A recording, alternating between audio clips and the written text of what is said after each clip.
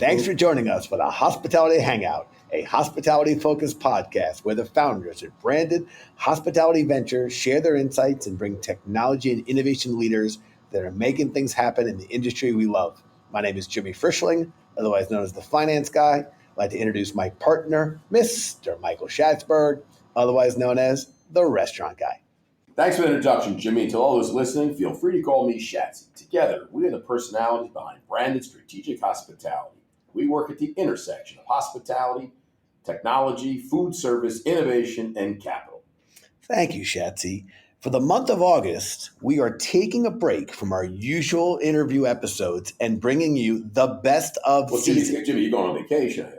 Well, you have to tell everybody I was going on vacation. I mean, I got to get a little break. Aren't you going to camp for a little bit? I'm going up to the Adirondack Mountains. Yeah. Taking a break. You're going to go camp. We tell everybody where you going. I'm going to the Brant Lake camp. Brant Lake camp, That's right. Jimmy. Living my glory days. Living my best self. When you were 7, you started? Started when I was 8. 8 years old. 8 years still old. Going back. How old are you now, Jimmy? 54. And you haven't missed a year since. Haven't missed a year. It's a wonderful place, I tell you. All right, listen, we are bringing you the best of season for all your favorite segments. We're bringing back the best of old favorites, such as Top of the Tech Stack and Which Came First, as well as tried and true favorites, Talking Back and the Crystal Ball Moment. And of course, we can't leave out the most popular segment in case you haven't heard Schatz talk about it or read any of his LinkedIn stuff. The most popular segment, according to Schatzy, the Branded Quickfire. And by the way, Jimmy, that is not me. That's Nielsen. They said that is the number one highest rated segment on all podcasts throughout the entire world. No, that's Bob Nielsen, your doorman. That's who's telling you that. Bob Nielsen. I thought it was Nielsen. No, it's Bob Nielsen. Maybe it was just Nelson. But listen, today's episode features a best of crystal ball moment. This segment is a chance for all of our guests to put on their Kreskin or Miss Cleo hat and predict the future. Usually I say it, the future. But before we get into it, no joke, totally serious. How lucky are we? We have a very special guest today here in our studio who literally predicts the future. And this wasn't planned, Jimmy. Well, it was a little planned. I mean, I didn't know it coming in. It wasn't planned. It was a little planned. Oh. I mean, it's not like he just showed up. I thought he did. I think he just randomly walked by. He's Kreskin for crying out loud. Well, I guess he just showed up. But listen, we are, Schatz and I and the entire Branded team are honored to introduce the man himself, who I have literally referenced in every single episode of the Hospitality Hangout. Please allow me to introduce the amazing Kreskin. Wow. Kreskin, please take a moment to introduce yourself. We are thrilled to have you here. This is Kreskin. I'm excited to be here. By the way, folks, I have to tell you this with full integrity and honesty. These two gentlemen have not been drinking. They're not on drugs. And they are obviously not taking any psychotherapy from any psych. You guys are two characters that I think are absolutely fascinating. That's Kreskin saying that to me. Yeah. But the other thing I got to warn you about is, and everyone knows this because all over the world, I've as of before the pandemic hit, the airline industry announced that I had flown so far 3.5 million miles, which is more than almost any pilot in existence on the face of the earth. I could tell you endless stories and what have you.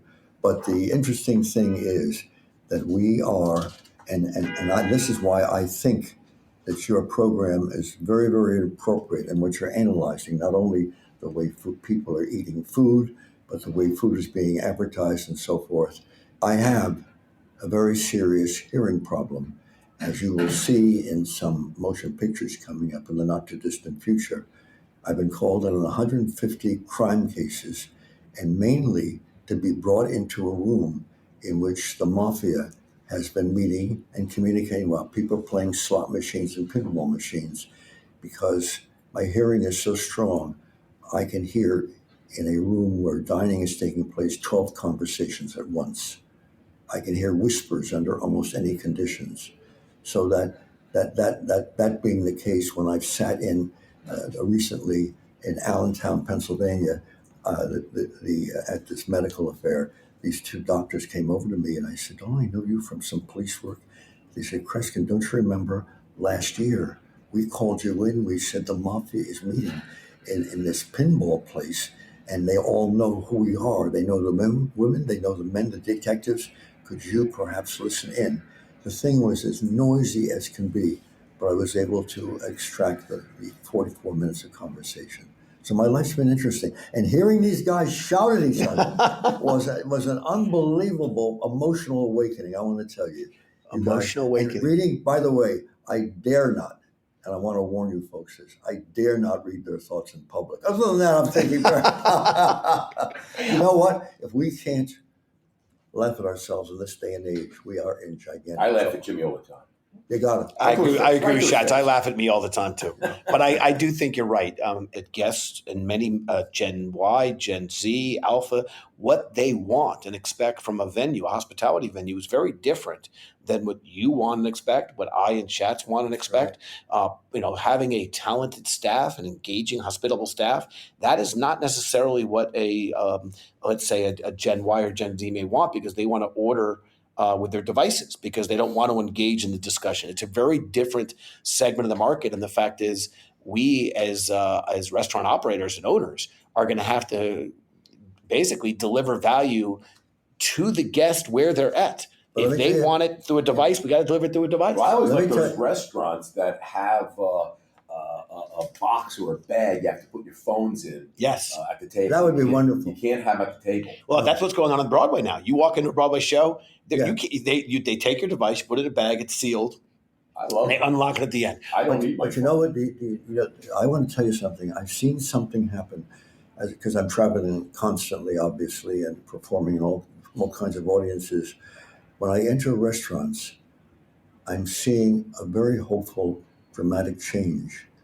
The owners of some very fine restaurants are there. They're sitting there in a chair when people come in, and they'll simply smile, acknowledge it. And if someone wants to say something further, they'll converse. This is a good sign because we've got to reawaken our communication. It's a great point, and I agree with you. I've noticed that quite a bit. Isn't that interesting? When the owners are there. I swear I've noticed it, particularly at some of our favorite neighborhood joints. They are there with conviction and presence, and their presence is felt. And by the way, it's appreciated. The place operates better when they're there. So, Schatzy, get your butt back in the store. I was trying. I was about to go there. By the way, folks, I read people's thoughts, but you can understand that I'm observing the warmth between the two of them. The warmth is a combination of dramatic hatred and love. No, you guys get along very, very well, and I like it. I appreciate that. Because if we can't laugh at ourselves, we're in damn trouble. I agree. So Mr. Kreskin. Just Kreskin. As I mentioned earlier, we have asked I think almost every single guest to put on your Kreskin hat and predict the future as it relates to hospitality and technology. And I now have the privilege to ask you the same question. Well, so where do you see hospitality tech? Yeah, let's discuss some technology that's going to enter our rooms and our eating places in the next 6 months to 9 months from what they tell me, and say, Kreskin, can you hold back and not go into greater detail? We're learning by just the color of what people see in color in other people. We're learning how they're thinking, what their tastes are, and we're going to be able to judge the kind of food that they want by just the color that's being fed back, that can be observed by machinery that's tapping into the eyes and the brains of human beings. That's how strong the technology is going to be. I'm not thrilled with something like that, because I'd rather people just say how they feel about something, express themselves and what have you. But that technology is on the verge of not just in communist China. Yes, they do expect to take over the United States within 16 to 18 more years. That there's no question that they want to do. But the technology is unbelievable how far they're going to go when you're being simply spoken to, and they see a redness and they say, that's the kind of, we got to think of that kind of food. That kind of food will bring this into the picture. It's our lives are changing because of technology. So it is an artificial intelligence on steroids, you're saying, because it is going to leapfrog from predictive analytics. That's amazing. I have to tell you, I don't want to. It's not far off. Not far off. Why not? Because it's not far off. When you're on Instagram and they know what sneakers you want. They know what. Based on all of your purchasing habits, and they show you things. I mean, so it stands to reason they should know. They know your eating habits. So when I sit down at a restaurant, they're just going to bring me food. But the interesting. We talked about that. The most interesting about life, if you talk to certain people, Some of them are rediscovering a secret that was known for decades and hundreds of years. And that is when a boy or a gal discussed someone they're in love with or someone they're going with or something they hate and what have you, and a discussion was given. The person later on, when they got a chance, got to themselves and sat in a chair and just reflected on the conversation. People are not reflecting anymore. Yeah, I will tell you that remote work, so much happens when the meeting is done before people separate. That's right. But if you're on a Zoom call, you're on a video call, when the call goes dark, it's over, it's done. All that banter that would have taken place because you were present in the same room is lost. And I think about the most meaningful things. The trade shows. Yeah, I think about the most meaningful, pivotal moments of my career. They were all chance encounters. It was just being there. At a bar, at a restaurant, at a hallway in a hotel. Yep. I just negotiated the past 24 hours. We don't know where in New York we're going to do this.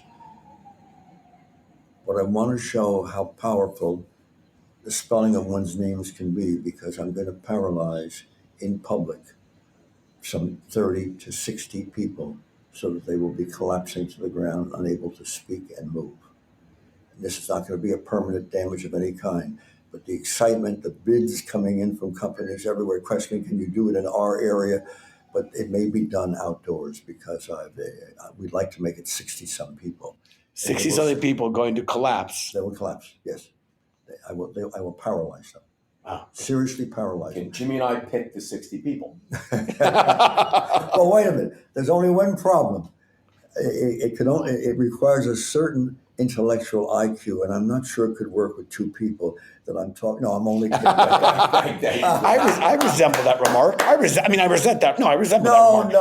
I resemble it. I resemble it. That's fair. I resemble the remark. But the mind is the most fascinating thing, and as you know, I've traveled the world. My career, after doing 88 Carson shows, and he used to sit after each show and he'd say, "How can you work in Japan when they don't even speak English and you're able to read their thoughts?" But that's a whole technique in itself.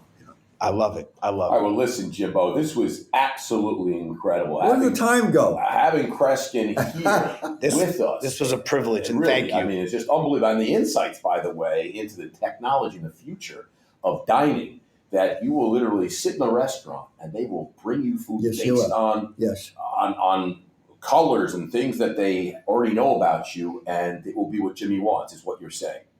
I doubt it. I can't imagine with everyone else, but not Jimmy. I find it won't work with Jimmy. I'm in trouble because what I want and what I probably order are sometimes different. I want the broccoli. Right. I want the steak. I want the French fries with the extra French fries and cheese on top of the French fries. What I'm going to order is the salad with dressing on the side. The good thing is that you haven't asked about any special events in my career and what have you, because now usually when I'm sitting down, they'll say, "Well, tell us one of the craziest things that ever happened to you." But I would say one of the craziest things is my spending the last 20 minutes with two characters that I don't think in the years that I was studying clinical psychiatry I ever met before. These are good guys. They're interesting guys. Talking about Jimmy. By the way, I'll take it that he gave us interesting, because if he would have looked just a little one layer earlier, man, he'd be calling some police officers. Get out of here. Kreskin, this was a true honor and privilege, and we so appreciate not just what you've done, but the fact that you would grace us with your presence. We really have referenced and talked about you in every episode, and this is a real treat, and we appreciate it. Let's just say this, because I say this in all my interviews around the world. I don't say goodbye anymore. I simply say, in the spirit of broadcasting, to be continued. To be continued. I love that. Thank you, sir. Appreciate you. Be continued. The Amazing Kreskin on the Hospitality, on the Hangout. That's pretty good. Pretty good. Thanks, everybody.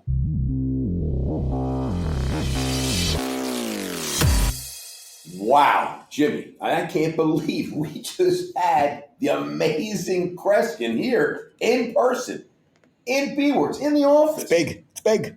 I mean, what a surprise that was. See, that guy knew that we were doing this. He just showed up. He just showed up. What are the chances? That's why he's the Amazing Kreskin. That's why he's the Amazing Kreskin. Look, you know what? Where's Cleo? Where's this Miss Cleo? Yeah, where's Miss Cleo? Next season. Next season. All right, Okay. well, listen, I got to tell you something, Jimmy. We had over 83 guests. Looking back at our podcast, how many guests we had, and all the incredible predictions. It seems the overarching theme, Jimmy, if you remember, really, we jumped into this podcast in the midst of the pandemic. And all of our guests predicted that dining rooms would make a triumphant return, and customers will make up for lost time, and just travel and dining out will just explode.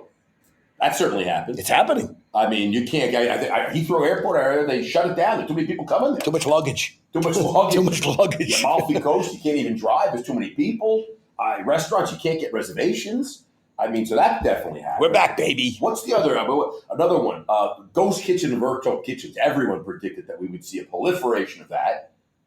We're seeing a lot. I have to say, we are seeing a lot of that. We also predicted there'd be a lot of money made and lost in that space. And guess what? A lot of money's being made and lost in that space. 100%. And we also said that the people that would probably do the best in the virtual space were the restaurant operators themselves. And we just spoke to John Payton, CEO of Dine Brands. Numbers are up. Big Q1 numbers. Big, and he said that his virtual brands are killing it. Right? He's got the Cosmic Wings. He's got the Thrilled Cheese. You made fun of me that you explained that Thrilled Cheese was your grilled cheese. Our audience may not have got that, Jimmy. Again, you're taking a shot at our We're a audience. very young audience. They don't know that kind of stuff. I think we also talked about casual dining and fast casual dining, and the lines would start getting blurred. A lot of people saying the lines get a little blurred between casual dining and fast casual and quick serve and all that kind of stuff. So I think that's off-premise continues to grow, and that's certainly getting blurred because some of the best restaurants are doing a lot of delivery. I think the theme that we put forward very early on that is absolutely playing out is optionality. This is an incredibly fragmented industry, the most fragmented industry I've ever seen, and it's not a one-size-fits-all. So once off-prem, the technology, you're not putting the genie back in the bottle. There are those who are going to continue to engage with restaurants and never walk in a restaurant, never even speak to the restaurant. And there's a lot of enthusiasm to return to dining. That's true. We're seeing bodegas and grocery marts all of a sudden become great grab and go and takeaways. So there is so much. Supermarkets have kitchens. They're doing virtual brands at Kroger. Colleges and university are using their excess kitchen capacity that back in my day, this cafeteria closed very early and you had to go fend for yourself somewhere in town. Now they're using those facilities, bringing brand names. The industry is, as we like to say, nothing has changed, but everything has been accelerated. And I think that is absolutely playing out. And here's where I get a little bit of trouble. We're still in the early innings.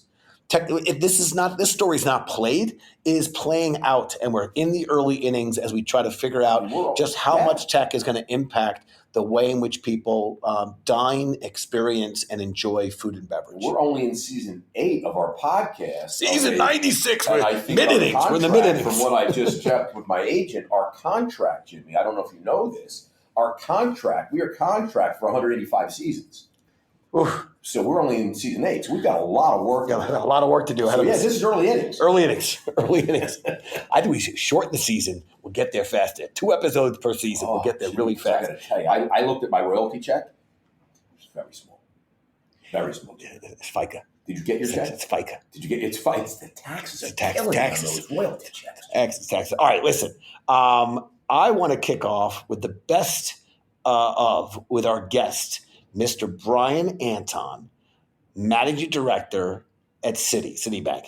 Brian was the first guest to ever get the official crystal ball moment. So in the spirit of having the Amazing Kreskin, I'm kicking off the best of with our guest, Brian Anton, the first crystal ball moment. Here we go. Jimmy, may I dare? The best looking guest we ever had. Oh, you crazy?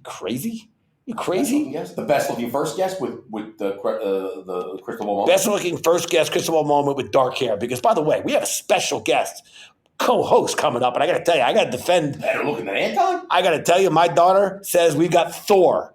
Thor is coming up on the episode the show today. Let's kick it off. All right, let's kick it off. Here you go, Brian. Take it away.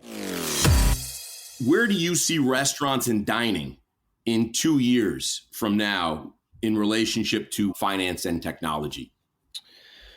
So I think, as most things in life, most stuff ends up being a little more incremental than folks think, right? So I know that everybody today, is spending an extraordinary amount of time consuming food and beverages and hospitality, call it off premise, right? Whether that's in your home or outside or with friends or whatever people are doing. I do think people are going to get back to dining. And the reason I say that is, and we touched on this earlier, I actually think experiences are going to be even more valuable 2 years from now than they are today. And the reason is just quite simply people's pent up demand. People's behavior will shift.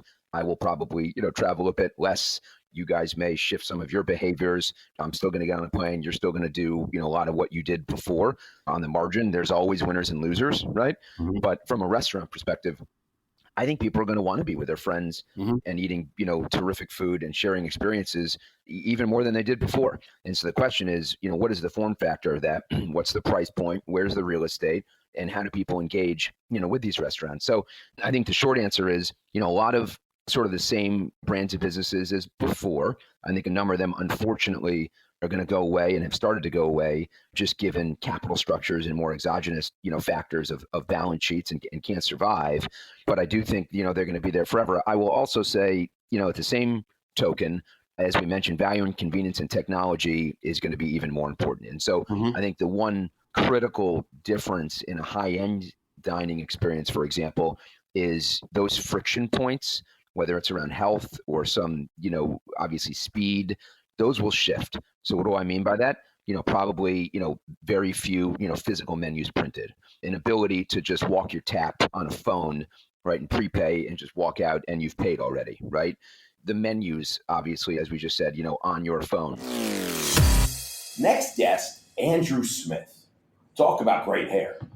Managing director and co-founder of the Savory Fund. Another great episode, Jim. Great episode. Great hair. All right, let's let Andrew kick it off. In 2 years from now, how do you see restaurants, the dining experience, as you think about finance, tech, and just overall hospitality? But 2 years out, what do you think we're going to be seeing across these different verticals? Again, finance, tech, and hospitality in general. So this is what I'm going to tell you in more of maybe a story format. And when I say story format, very, very quickly. My imagination kind of runs wild with what I think the future is going to become now, because we've gone through this pandemic and this, even pre-pandemic, the time that it was an oversaturated market. People were just throwing up stores just to throw them up and get unit count, but they really didn't have a good infrastructure, a good foundation that they were building upon. And so I think a lot of those restaurant brands that were kind of hanging on by their nail tips anyway, I think that those are the ones that we're seeing shutter because they just didn't have a good foundation. So I think moving forward, I think we're going to see companies with better foundations, better tech stack, more of a touchless a system that we're all in right now and going to. I think that the world of tech is going to be revolutionary in this industry, to where the experiences that we're having today are going to be completely different in the future. We're going to be able to go in and sit down at a table and have it bump to the kitchen and have the kitchen bring out my hot meal and not really have to have as much interaction with people or the payment interaction. I think that's all going to completely go away here in the next couple of years. But I will say this, though, with even food quality, having kind of a revolution of better quality ingredients and more flavor, and even more foreign flavors coming into the U.S., which have been very, very popular in the last few years. I think that's going to continue. But I will say this on the experience side. I believe that we are human creatures and that we're social creatures. And even though we can get on this call and do a podcast, or we can do Zoom meetings until we're all dead, it's not something that we all enjoy. We're doing it because it's functional. But I believe, Jimmy and Schatzy, if we could sit down across the table and have a meal, break bread, and talk about this, we would prefer that always over doing any of this technology stuff. You're making me crazy right now. That's what I'm yearning for. It's making everybody crazy. And so I believe that we all want to get back to that. And I actually think in 2 years, I think this market's going to be thriving more so than it ever has, because it always does. If you go back in 2008, 2009, it was awful. Although between 2009 and 2013, guys, those were my best years of my first kind of chapter in the food and beverage industry. It was thriving. Things were exciting. People forgot about the recession. They forgot about them losing their homes or their retirement. They were back enjoying in a restaurant, breaking bread with their friends and family and loved ones and business partners across the table and having that experience. And I believe we're going back to that. All right, next up on my hit list, Kimberly Grant. She is currently the global head of restaurants and bars for the Four Seasons Hotels and Resorts. At the time of the episode, she was working at Fast Acquisition Group. Kimberly, you're up. How do you see restaurants and dining 2 years from now in relation to online ordering and hospitality in general? So I didn't take you too far in the future, but 2 years, and things change quickly in our world. So 2 years out, dining, online ordering, and hospitality in general. Yeah, well, I think that we've already started to see a preview. One of the things that has become evident is that companies that had already established other revenue generating channels prior to the crisis were able to take advantage of it. They weren't scrambling to create, online ordering or delivery platforms and what have you, because they had already started or were, deeper into the initiative, and they were able to kind of double down on it. But I do think that, 2 years from now, there's going to be continued more blurring that's going to happen in the industry. And it's not just going to be, this fast casual blurring with casual dining or casual dining blurring with casual plus or fine dining. It's going to be where the boxes are blurring. So if you think about how a food hall today has quick serve, limited serve, full serve, online takeout, meal kit, it kind of had this kind of diverse business model. I think you're going to start to see that in other types of outlets, whether it be in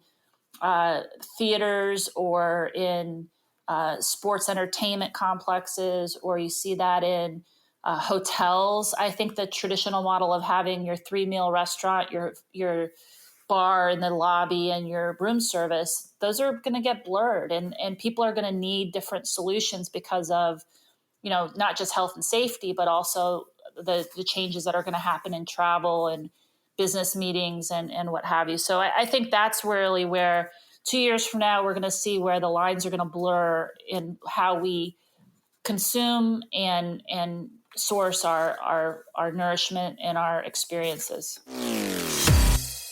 Britta Rosenheim, one of the best guests ever, partner at Colterra Capital. Take it away. How do you see restaurants, Britta, and dining 2 years from now in relation to the hospitality and tech scene? Well, you set me up really well with the end of your last answer. Because it's what we do here at the podcast. We want everyone to look great. Well, it was perfect, because I totally agree on the off-premise lens. And so I think digital loyalty is really one of the last avenues for operators to actually own their own customer. Like to your point, you can't have a physical in-person relationship. Then how do you manage that relationship with your customer? So, and how do you have a strong digital loyalty platform? You have to have a strong omni-channel ordering and delivery platform and get that first-party data, so you can actually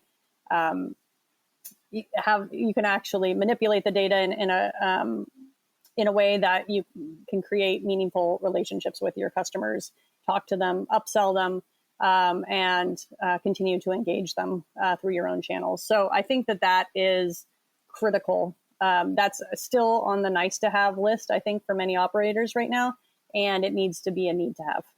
So that's where I'll pound the table on that one. Pound on the table.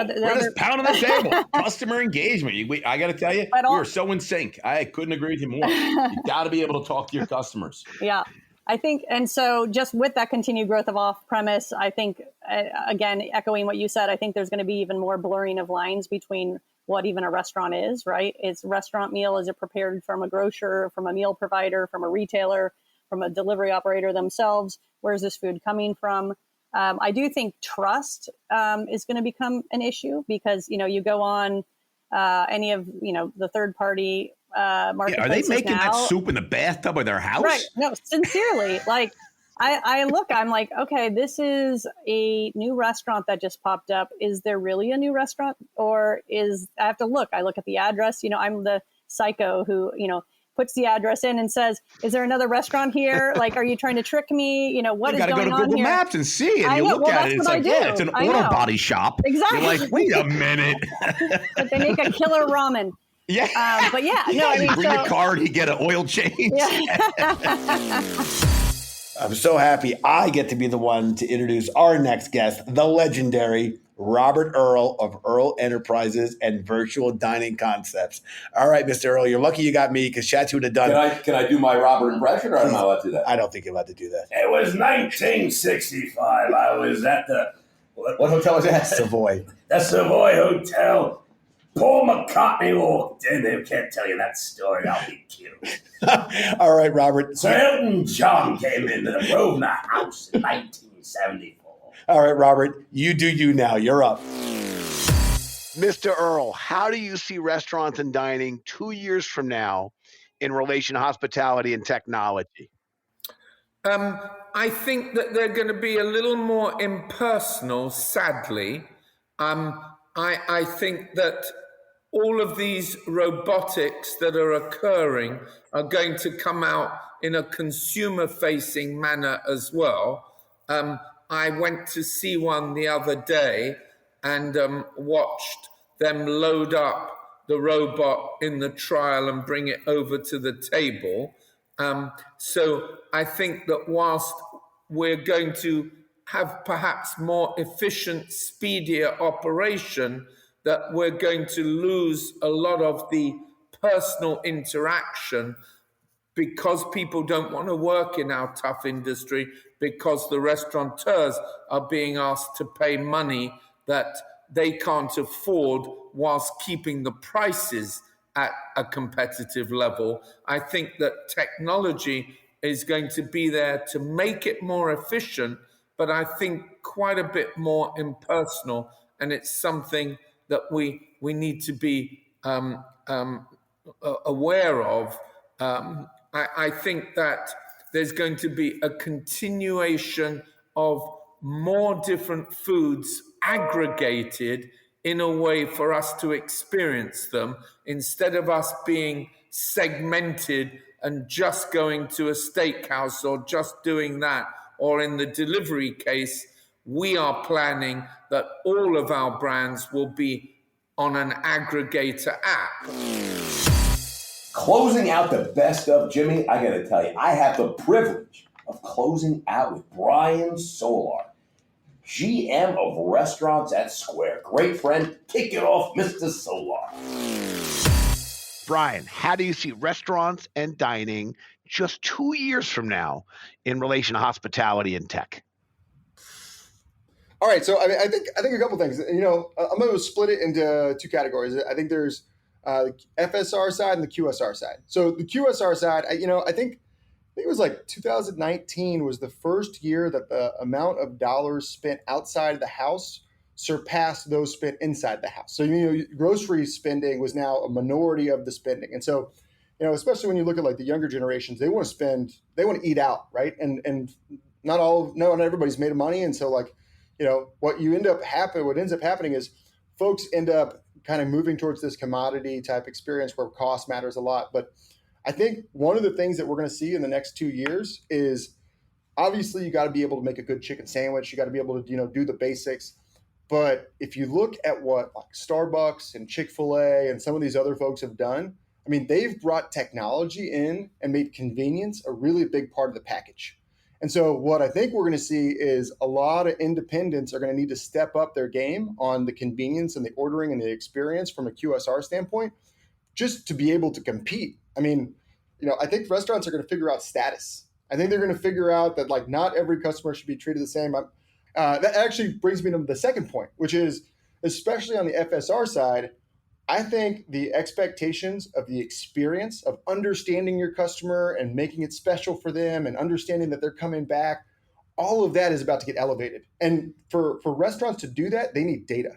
Because, I think that the stat is in the restaurant industry, it's about over 100% turnover over the last year. Folks are bouncing between, and historically, I think restaurants were like, hey, Hank, come on over here. Who's our best customer?